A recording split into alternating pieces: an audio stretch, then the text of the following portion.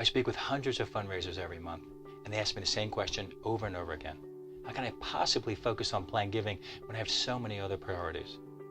Well, today I'm going to show you how, with 5 simple steps, they're going to get you up and running and in the game in no time at all. And I'm going to share one of my favorite simple salmon recipes that's sure to be a crowd pleaser in your household. Bonjour, I'm Chef Jean-Claude Blanc.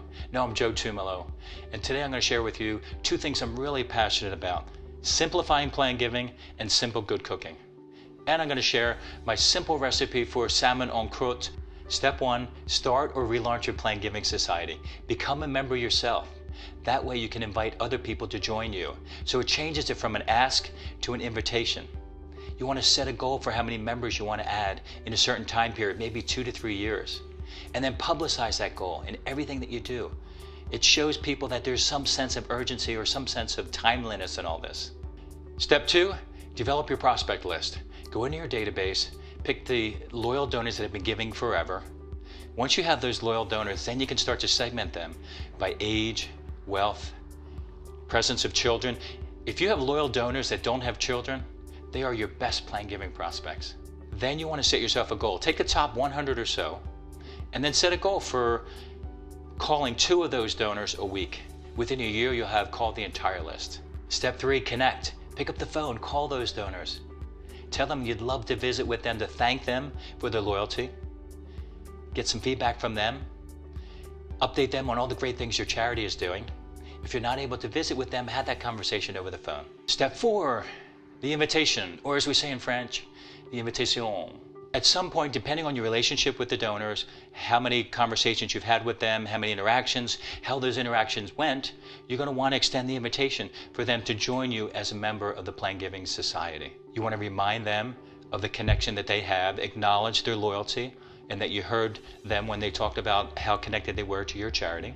And you want to show them some really simple ways that they can be a member, such as my personal favorite, making us a partial beneficiary in your retirement plan.